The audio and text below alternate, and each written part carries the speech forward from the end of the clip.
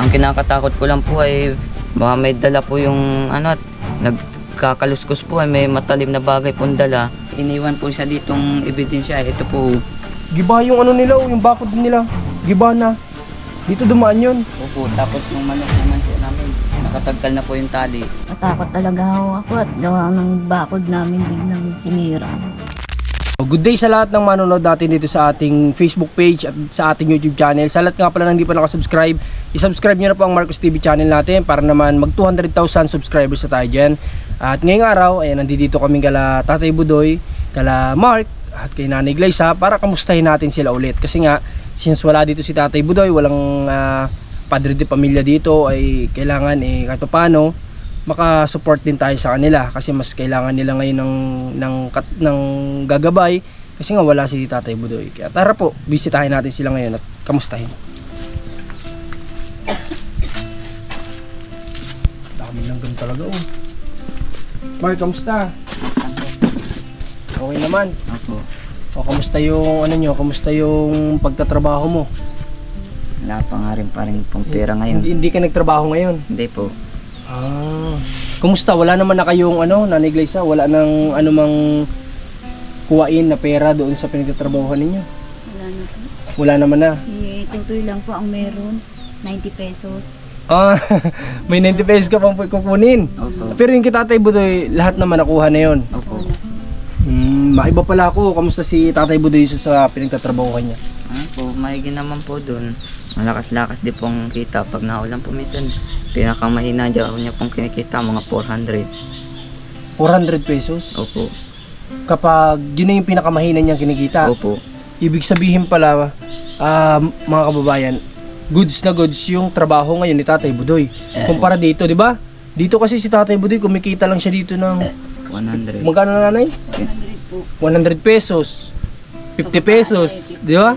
Kaya pala talagang nakipagsapala na si Tatay Budoy doon sa trabaho niya para kasi alam niya na mas malaking kikitain niya doon, ano? Opo. Kaya pala nung time na humingi ng pamasahe sa akin, nasabi ko nga wag na muna, baka pwedeng wag na muna at baka may mahanap pang iba.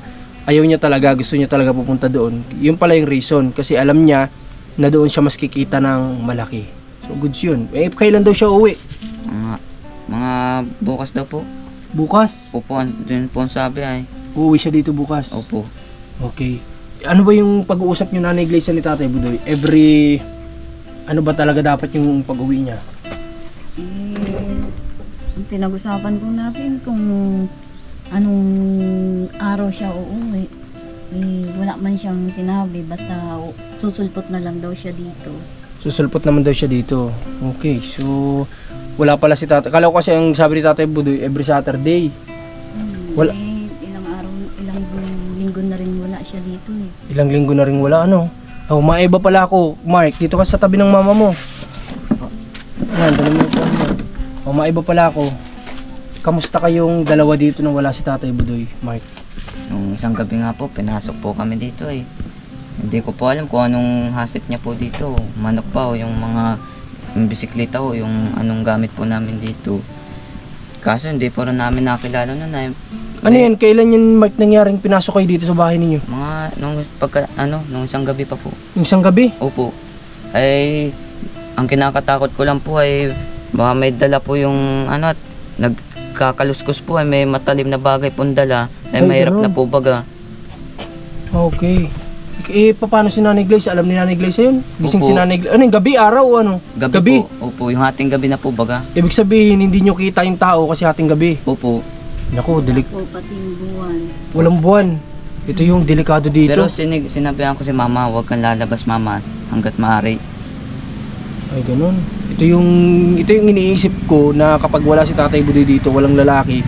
Siguro sasamantalahin ng iba na alam nilang walang ibang lalaki dito kundi si Mark lang. Siguro ang punteriya nun, Mark, yung mga manok ninyo. Opo, pwede rin po. Ay, hindi lang po yung manok po, pati yung bisikleta ko pat. Yung ibang tao nga po, nakagandaan nga po dyan sa bike ko eh. Ay, ganun. Ay, tsaka yung bisikleta mo dito mo lang sa loob pinaparada, di ba? Nung time na yun, Mark, saan dumaan yung saan nyo nakita dumaan? Dito po sa may likod, turo ko po sa inyo. Sa likod, tara nga, tingnan nga natin. Ano nangyari sa likod ninyo? Giniba nga po yun. Ay, oo nga, Giba yung nila, yung bakod nila. Gibana. Dito dumaan yun. Opo, tapos yung manok naman po namin, nakatagkal na po yung tali. Tanggal na yung tali. Opo. Buti na lang hindi niya nakuha. Opo. Bakit paano nakalabas agad kayo? O nasigawan nyo? Bigla ako nagsigaw. Sabi ko pong ganito ay, "Hoy, sino yan?" Bigla akong nagtatakbo, giniba ko yan. Kaya nagiba itong bakod. Opo.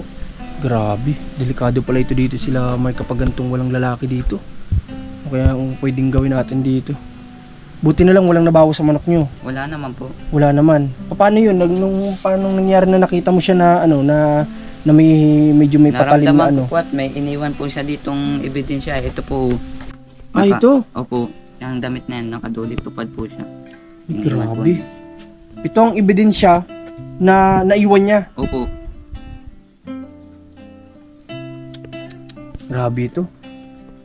Kung sino man po ang gumagawa nito dito kala Mark, sana naman maisipan niyo po na wag na. Kasi wag niyong gawin po yung ganito kasi wala naman po kayo ditong makukuha kala Mark. Nagsisikap lang din sila. Kumbaga ano lang po sila, nangangamuhan lang din sa buhay. Wag niyo na pong gawa ng ganito. Kasi ito na lang mga manok ang pag-asa nila na mabago kahit paano yung buhay nila. Bukod pa nga po doon sa pangyayaring yun, binato po yung bahay namin po nung isang gabi din po, nung pagkanakaw po. Nung isang gabi na time na nilooban kayo dito, Opo. yun din yung may bumato sa bubong ninyo. Opo, ito pong ebidensya ho, nag-UP nga po. Ayan po. Ay, oo nga no. Ayun oh. UP. Hindi lang yata kita sa camera pero lumubog yung yero nila. Grabe. At yung nagbubulong na bato, ganito kalaki po. Kaya po, Si Nanay Glaze, paano? Anong reaction ni Nanay? Anong reaction mo Nanay nung nangyari yun? Nagulat po ako at siyempre po, may sakit din po ako. Oo. Kala ko kung sino. Sabi ni Tutoy, huwag ka na mama lumabas at baka ikaw naman ang tamaan. Masaktan. At saka ang delikado doon, may ano siya, may bagay siya na dala-dala. opo. Hindi ko namin nakilala yung tao, pero naka-face mask po siya, nakasimbalilo. Nakasombrero. Tsaka ang mahirap nito, Na- nag-iwan pa siya ng ebidensya dito. Kaso nga lang, di rin natin basta-basta ma-identify yan kung ganyan lang na jacket yung ano, di ba? Opo. Matalim po pati ang dala. Pare ko Kita mo, may ano, kumbaga narinig ko lang po ang tunog at parang itak po bagang klase. kasi ang Opo. ita kapag tumama sa ibilang bagay, tumutunog yun. Opo. Buti na lang di ka lumabas ng oras na yun. Opo. May nga po. Oo, mahirap ito. Sana nandito si Tatay Budoy sa mga ganito pangyayari. Kaso nga lang, ang mahirap nito, kapag nandito naman si Tatay Budoy, baka hindi naman makapagpigil, labasin yung mga ganong pagkakataon, masakta naman lalo. Ano ba ang mas magandang gawin natin dito? Siguro talagang kailangan nito, mapalitan sana yung mga bakod nila. Yan. Nag-suggest na po sa amin kahit si Sir Bam na yung kakilala ko po na matalik ng barkada nun ni Piando na sabi po ano sa sabi? amin, ang suggest ko di sana doon sa bakod ninyo at napanood ko sa vlog, yero. Yero ang gagamitin. Opo. Para hindi na papasok basta-basta. Opo. At mapasala-sala lang daw po yan ang pagpasok. Hiwa po daw po yan at matilos din po bagang yero. Matalas, ibig sabihin nalaman nila yung nangyari na ganun. Opo. Kaya nagsuggest sila ng ganun. Opo. Maganda nga talaga yung ganun kasi ang yero, alam nyo, konting ingay lang yan o umakyat ka man dyan, rinig na kaagad yan, di ba? Opo. Tsaka wala ba kayo ditong aso? Meron po. Meron po. May aso kayo, malaki na siya o maliit pa? Malaki po. Malaki na, matanda na po yan kaso ganyan lang pong height ay. Hindi. Ano yan? Kapag gagabi ba, nandito yan sa loob ng bahay ninyo? Opo. O alpas lang? Alpas po. Kaso minsan ho inaalis at namamarako ho yan ay. Oh. Aso yan ni Tatay Ed. At saka ang aso kasi, ang mahirap lang din dyan, kapag medyo magaling kasi yung gumagawa ng gantong mga bagay, yung pangnanakaw, pwede nilang lasunin yung aso, di ba? Opo. Pwede nilang bahugan ng pwedeng lalagyan nila ng lason at bago nila papasukin, di ba? Para walang ingay o anuman. Ang sayang na sira yung bakod nila sa likod dahil siguro sa pagtakbo nga kakamadali pagtakas, nagiba-giba yung kanilang mga bakod. So maganda sana dito matulungan natin sila na maayos itong bakod. Nawawala ko ngayong manok ay yung inahin kong mangingitlog na. Kailan lang yan nangyari, Nay? Kagabi lang po. Ay, grabe. Sana kakayung taong gumawa naman yun. Huwag naman sanang ganun. At kasi hindi naman kami mayaman. Isa rin naman kaming hikapos. Maawa naman kayo sa amin. Kawawa naman ako at yan na lang kako ang nililibang-libangan ko. Ay, mangingitlog na yung manok ko ngayong ano yata yun. Grabe. So kagabi nawalan pa pala sila. Eh, nung isang gabi, sinurte silang hindi mawalan. Pero kagabi, nawalan sila ng manok. Inahin na yun. Yung inahin. Yung ba yun ang itlog nung nakaraan? Hindi. Yun yung nangitlog ho noon na ang mga sisiw ay nandyan. Tali na lang ang iniwan. Ay, grabe ito. Hindi po ito birong ganito na papasukin sila dito. Kasi nung mga time na pinagpabahay kami dito, talaga nakita namin safe dito din. Kasi nga, itong lupa na to ay nag-handle din ito ay si Kuya Ed, tapos yung tito namin. Kaya kumbaga parang sari-sariling tao din yung mga nandito. Pero yun nga lang, hindi naman natin alam pala, hindi namin na na yung pwedeng mga tagalabas na pwedeng padaan-daan dito wala naman tayong babanggitin kasi wala tayong ebidensya. Pero yung mga padaan-daan dito, yun lang yun kasi sila nakakita ng may mga alaga kayong ganyan ay. Matik yan, wala na ibang punteriya kundi yung ano nyo. No, yung manok nyo talaga. Kasi medyo marami na din yung manok nila dito. Kaya, ayun. So, hindi ko in-expect yung gantong pangyayari dito kung Nanay Glyza ngayong araw. So, kailangan dito, doble ingat sila dito. May lock ba ang pintuan ninyo kapag sa loob? Oo, meron po. May mga lock naman. Yung kay Mark, Meron din. magkatabi ba kayo natutulog o magkahiwalay? Magkahiwalay po. Ay, di si Nanay Glyza lang dito mag-isa. Opo.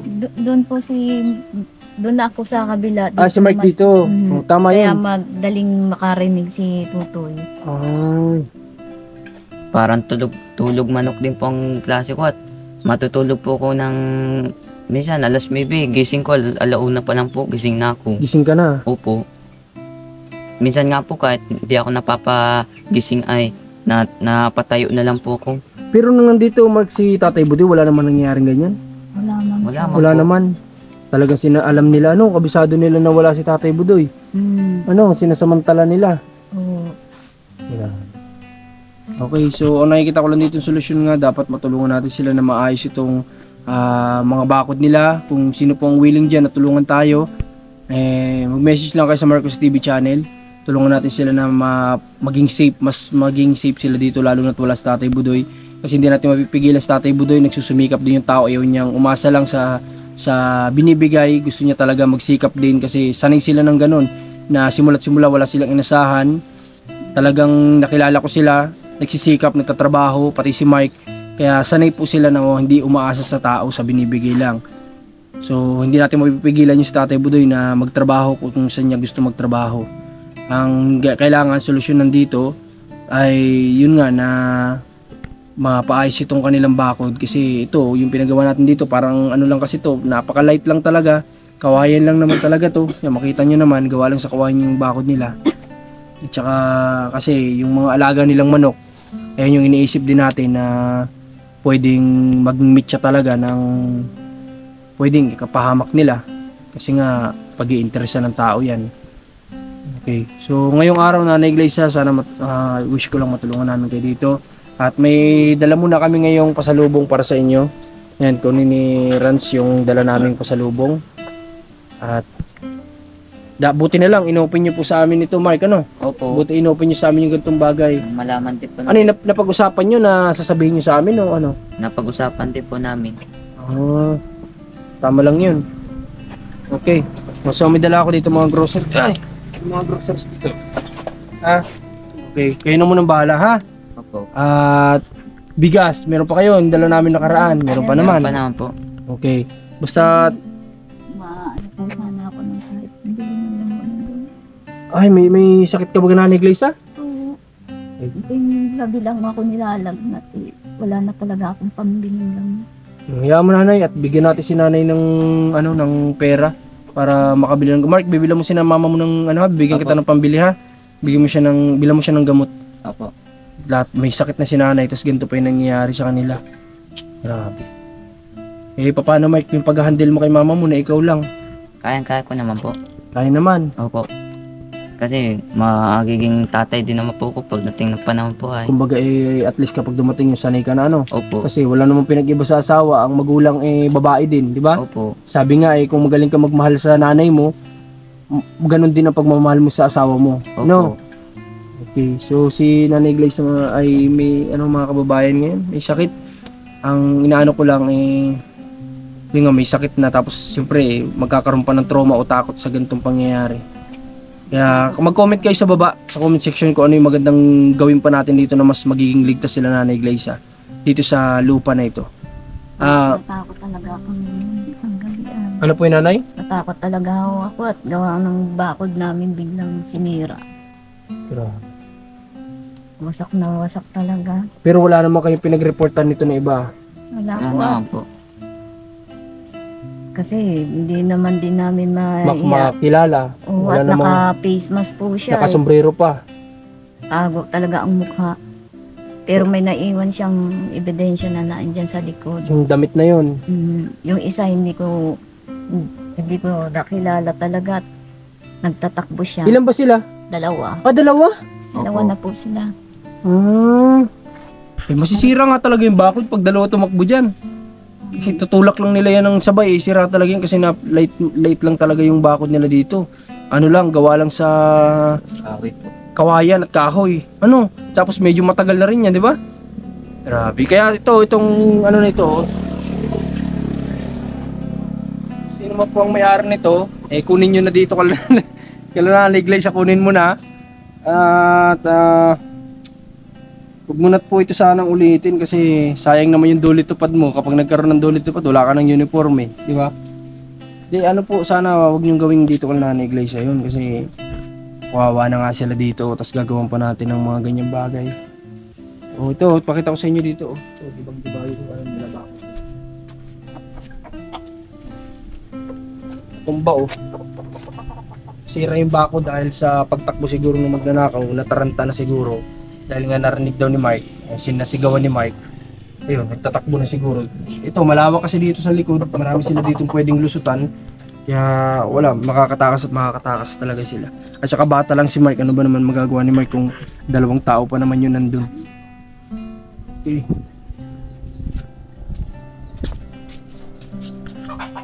Ay, nako. Ang hirap nito. Ano bang gusto niyo sabihin? Baka may gusto kayong sabihin kay Tatay Budoy. Baka mapanood niya to. Papa, lagi kayo po yung mag-ingat at wag pong pababayaan yung sarili niyo. Umuwi ka na muna dito asawa ko at masama talaga pakiramdam ko. At ikaw din, ganun ka rin at sabi nung pamangkin mo may lagnat ka raw.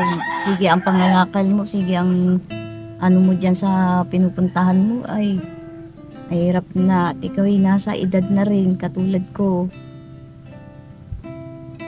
Hindi na tayo pabata. Patungo na tayo sa edad natin. Dapat laging nagpapahinga. Paano yan baka mag-alala si Tatay Budoy sa inyo. Anong gusto mo sabihin sa kanya? Muna siya sa dito. Mabisita man lang niya kami dito. Ikaw Mark, baka mag-alala kasi si Papa mo ng Hindi mo, huwag siya mag-alala, okay lang. Wag ka papa po mag-alala. Okay lang naman po kami dito. Mas maigi na ninyo pong gawin ay magpagaling po muna kayo at para kahit papaano ay may lakas din po kayo ng sa mga ngalakal. Grabe. Sobrang Sobrang init. init, Bilib kasi din ako dyan kay Tatay Budoy. Alam nyo, kami mismo nakasaksi dyan na dito sa bayan namin sa Kapalongga, kahit umulan, may mga vlogs kami niya na sinamahan ko pa nga yung mga lakal. Sabi ko gusto ko ma-experience. Kasi nakita ko siya noon na umuulan, nangangalakal pa rin, may bagyo noon. Sabi ko grabe talaga si Tatay Budoy, walang pinapalampas na alam nyo yun, na oras, na pagkakataon talagang kapag kayang magtrabaho para kumita ng pera gagawin niya. Ngayon pa kaya na mainit, 'di ba? Talagang sige ng sige yun si Tatay Budoy diyan sa pangangalakal. Siguro yung likod noon, hindi pa naman siya mahilig magdala ng pamalit, 'di ba? Makulit din yan. Pati pamunas, 'di ba? Hindi siya nagdadala mga bimpo, 'di ba?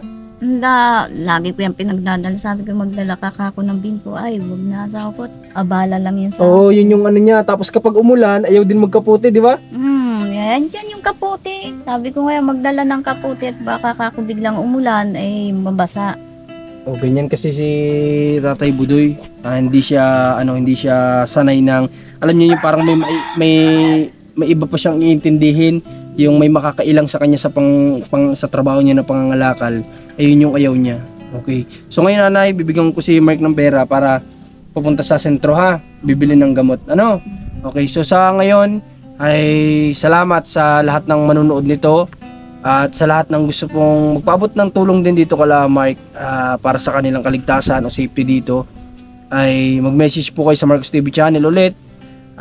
Wala po tayong page na Marcos channel, yan po ay scammer. Mag-iingat po kayo dyan, Marcos TV channel lang po. Marami na po yung na-scam, marami na siyang naloko, kaya mag-iingat kayo dyan.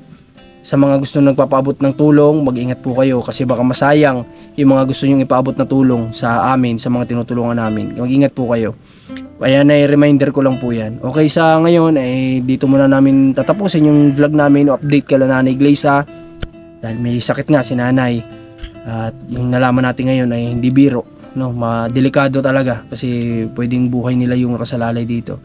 Okay, so yun Tatay Budoy, uwi ka bukas para kung mapanood mo man ito para mabisita mo itong pamilya mo. Okay, maraming salamat ulit. Supportan niyo Marcos TV channel. Commander ni Marcos, congratulations, 100,000 subscribers na kahapon. At kay Rans TV, supportan niyo yung kanyang page.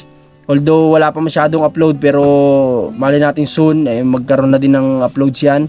Kaya i-follow nyo na sa kanyang Facebook page na Rans TV, ang ating cameraman. God bless po sa lahat.